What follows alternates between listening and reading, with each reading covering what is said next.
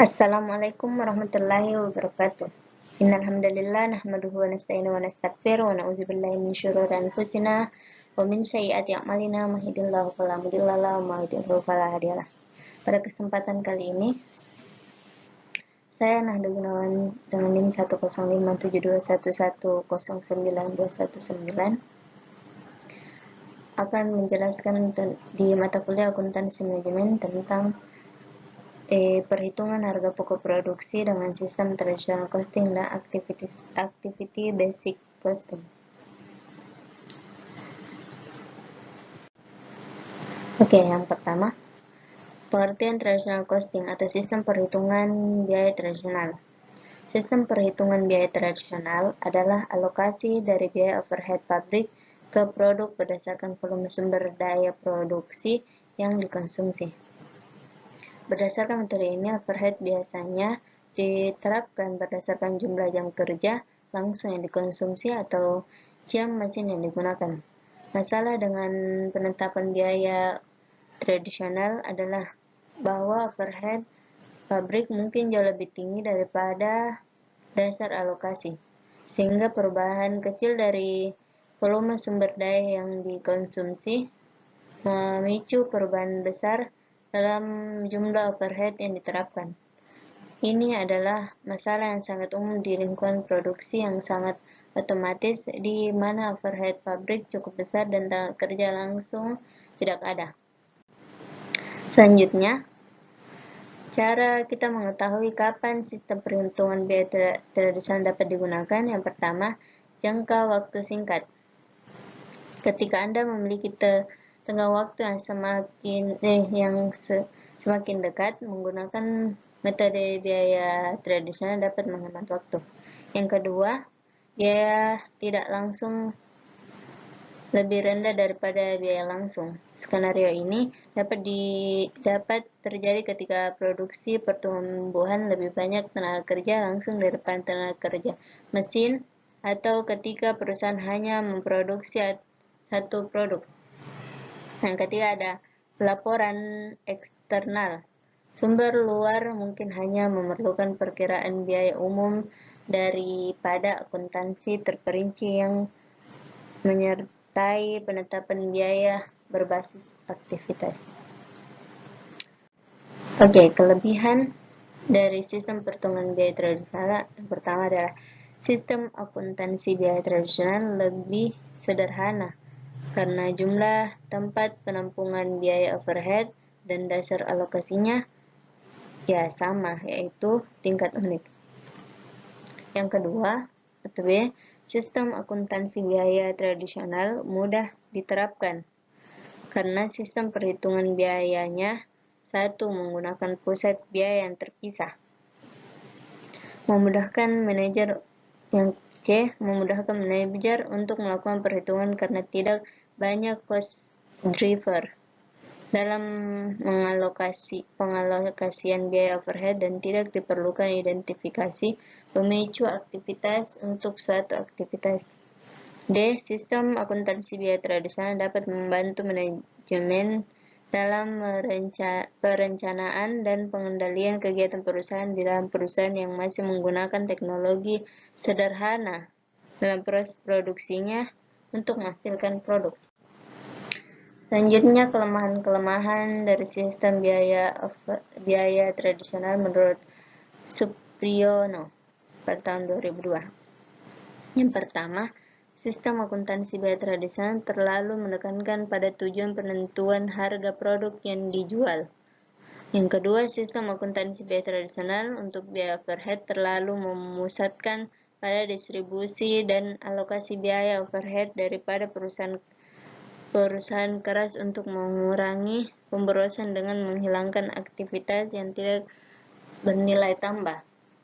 Yang ketiga, ada sistem akuntansi biaya tradisional menghasilkan informasi biaya yang terdistorsi sehingga mengakibatkan pembuatan keputusan yang menimbulkan konflik dengan keunggulan perusahaan. Yang keempat, ada sistem akuntansi biaya tradisional menggolongkan biaya langsung dan tidak langsung serta biaya tetap dan variabel. hanya berdasarkan faktor penyebab tunggal, misalnya volume produk. Padahal dalam lingkungan teknologi maju, cara penggolongan tersebut menjadi kabur karena biaya dipengaruhi oleh berbagai macam aktivitas. Yang kelima, sistem akuntansi biaya tradisional tidak mencerminkan sebab akibat biaya karena seringkali beranggapan bahwa biaya ditimbulkan oleh faktor tunggal, misalnya volume produk atau jam kerja langsung.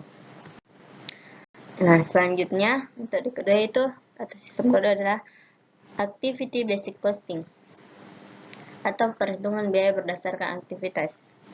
Biasa juga disebut ABC. Perhitungan biaya berdasarkan aktivitas atau activity basic costing system adalah metode yang membebankan biaya aktivitas berdasarkan besarnya pemakaian sumber daya dan membebankan biaya pada objek biaya seperti produk atau pelanggan berdasarkan besarnya pemakaian aktivitas, serta untuk mengukur biaya dan kinerja dari aktivitas yang terkait dengan proses dan objek biaya. Kelebihan dari aktivitas basic costing: yang pertama, dapat mengatasi diversitas volume dan produk sehingga pelaporan biaya produk lebih akurat. Yang kedua, mengidentifikasi biaya overhead dengan kegiatan menimbulkan biaya tersebut. Yang ketiga, dapat mengurangi biaya perusahaan dengan mengidentifikasi aktivitas yang tidak bernilai tambah. Yang keempat, memberikan kemudahan kepada manajemen dalam melakukan pengambilan keputusan. Selanjutnya kelemahannya. Yang pertama, ABC atau Activity Basic Costing mengharuskan manajer membuat perubahan radikal dalam cara berpikir mereka mengenai biaya. Cara yang paling berguna untuk memahami logika ABC ialah dengan mengakui bahwa aktivitas basic costing memerlukan semua biaya sebagai biaya variabel. Karena ABC atau aktivitas basic costing didesain sebagai alat pembuat keputusan strategis dalam jangka panjang.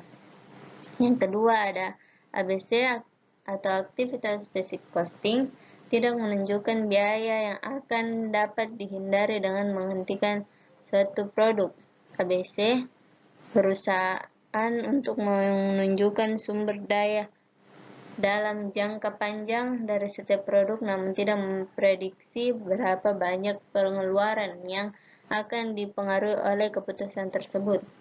Selanjutnya yang ketiga, ABC atau aktivitas basic costing memerlukan usaha pengumpulan data melalui yang diperlukan untuk memenuhi persyaratan laporan eksternal.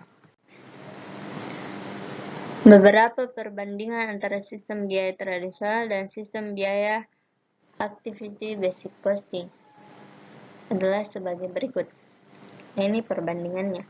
Sistem biaya ABC menggunakan aktivitas-aktivitas sebagai pemicu biaya atau cost driver untuk menentukan seberapa besar konsumsi overhead dari setiap produk, sedangkan sistem biaya tradisional mengalokasikan biaya overhead secara arbiter berdasarkan satu atau dua basis alokasi yang non-representatif.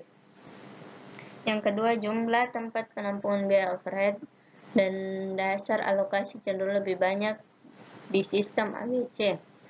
Tapi hal ini sebagian besar disebabkan karena banyak sistem tradisional menggunakan satu tempat penampungan biaya atau satu dasar alokasi untuk semua tempat penampungan biaya.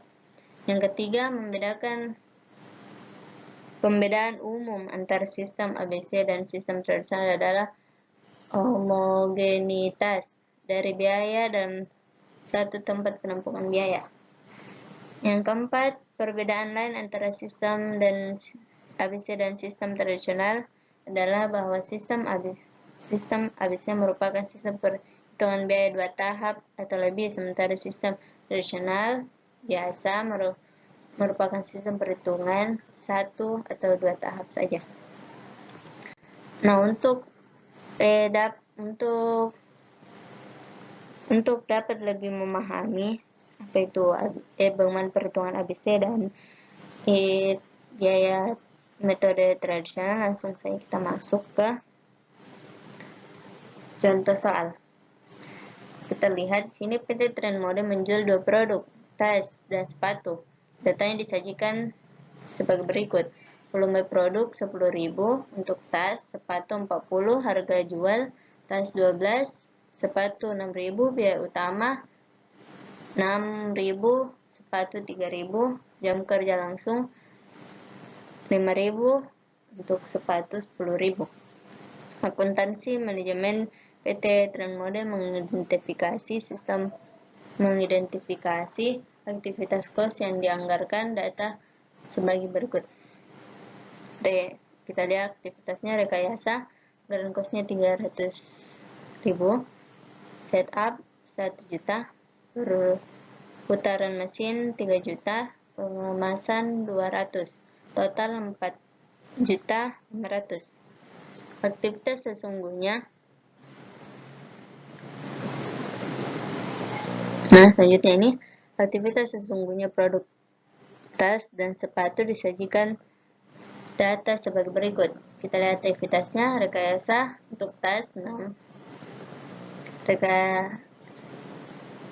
per jam ini ya. Nah, untuk tas 6.000, untuk sepatu 9.000.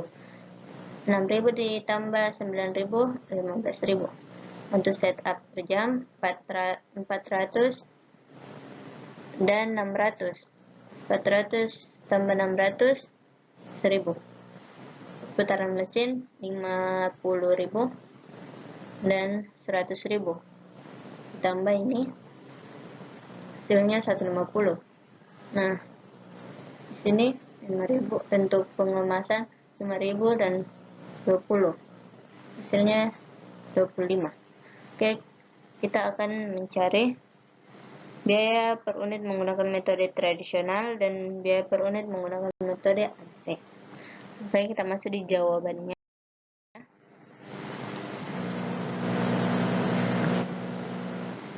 Yang pertama, menghitung biaya per unit menggunakan metode tradisional. Pertama, kita cari jam kerjanya.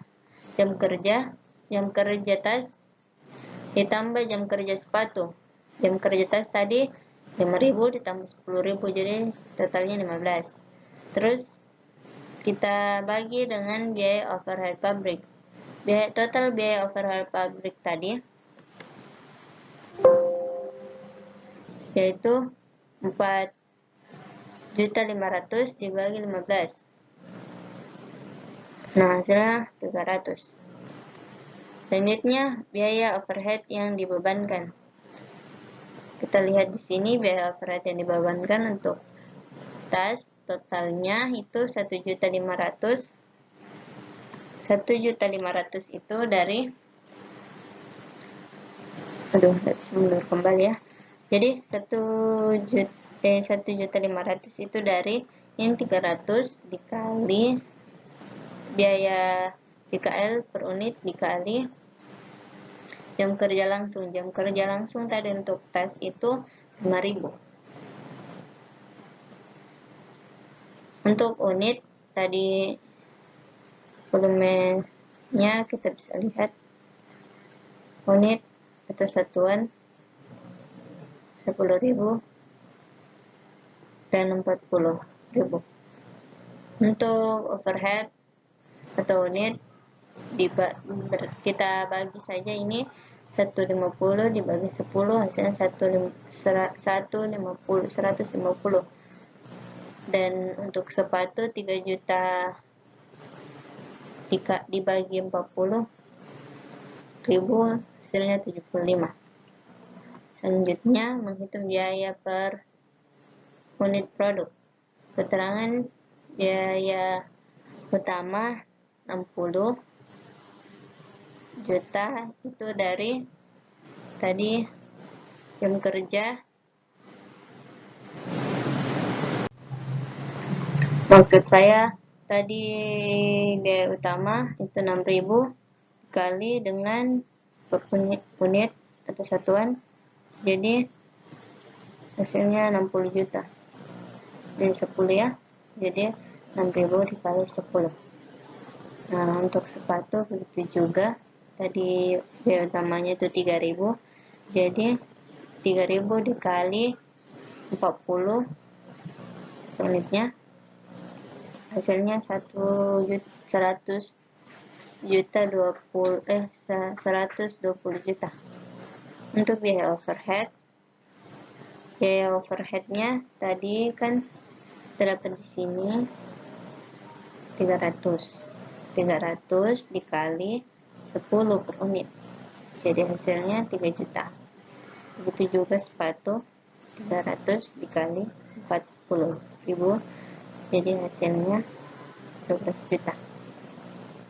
Nah, untuk totalnya kita tambahin 60 ditambah 60 juta ditambah 3 juta, 63 juta dibagi unit produksi, dibagi ya ini hasilnya 6.300. Begitu juga ini ditambah 120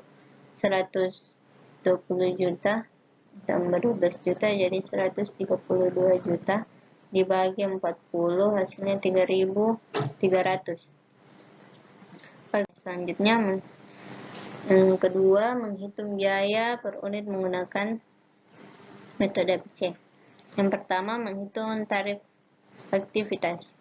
Menghitung tarif aktivitas, kita lihat aktivitasnya rekayasa per jam 300.000. Ya, nanti saya tampilkan 300.000. Biaya totalnya itu kita ambil dari anggaran biaya, tadi ada di soal. Ini 300.000 untuk setup jam, per jam pemutaran mesin per jam 3 juta 200 untuk pengemasan, totalnya 4.500. Nah, untuk konsumsi kita ambil dari konsumsi tadi soal, total konsumsi 15.150 dan 25.000, hasilnya 151. Untuk tarif aktivitas kita ambil dari ini,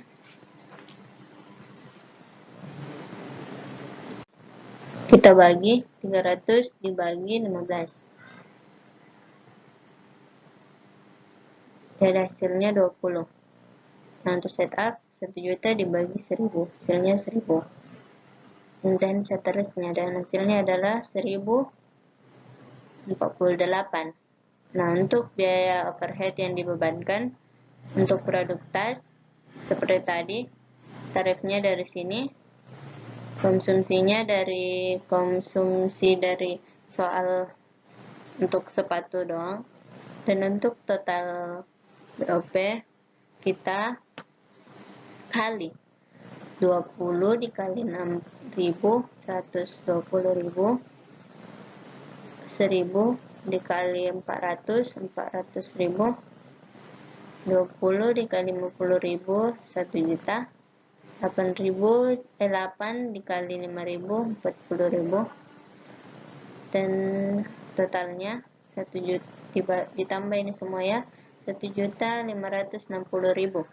Nah, untuk ini unit kita sama dengan ini tarif unit juga 20, 1.028, hasilnya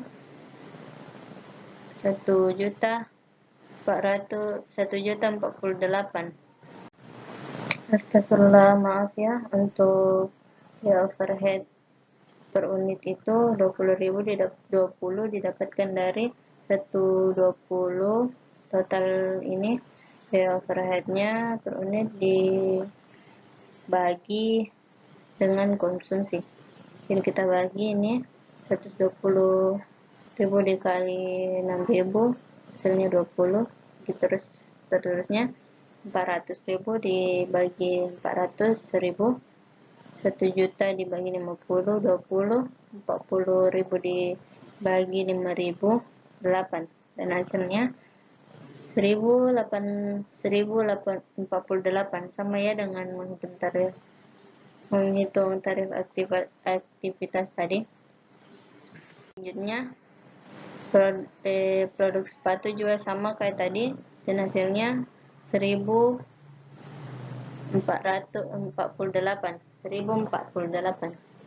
Nah, tarifnya, konsumsinya kita ambil dari syarat, tarifnya kita ambil tadi dari tarif aktivitas.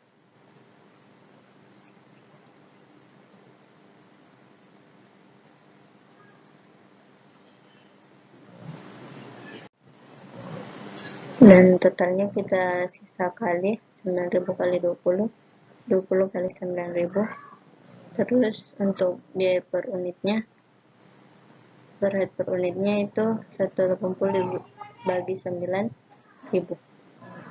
Itu semua hasilnya dan hasilnya adalah 1048. Nah, selanjutnya untuk menghitung biaya per unit produk, kita lihat keterangannya. Biaya utama itu 60 juta itu dari tadi biaya utamanya 6.000 dikali 10.000 dengan sama dengan perhitungan tadi yang biaya untuk mencari dengan metode tradisional. Nah, untuk sepatu sama juga 3.000 dikali 40 ya. Nah, selanjutnya biaya overhead untuk tas 10 juta. Ini yang membedakan dari metode tradisional.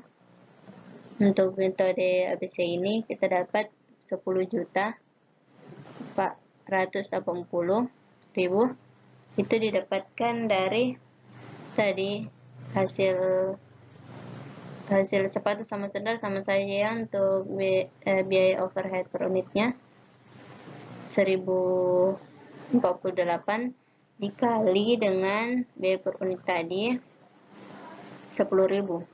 Nah, hasilnya ini. Dan untuk sepatu sama 1048 dikali 40.000, yaitu hasilnya 41.920.